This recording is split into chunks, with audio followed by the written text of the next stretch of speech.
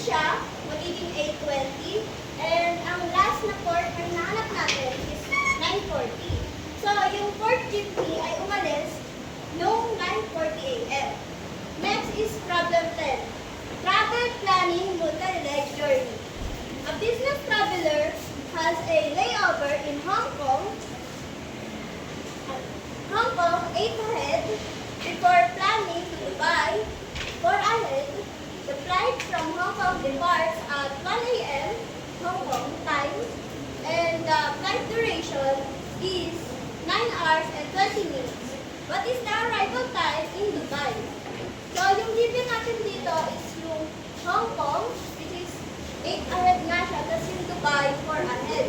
Tapos yung Hong Kong departs niya is 1 a.m. Hong Kong time, tapos yung flight niya rin, which is 9 hours and 20 minutes.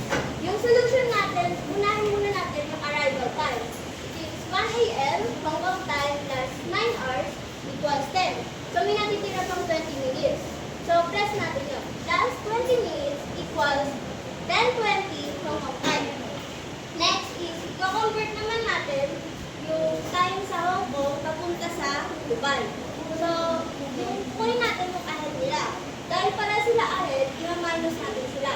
8 minus 4 equals 4, which is 4 hours. Then, kunin natin yung arrival time, which is nasa Hong Kong pa ito.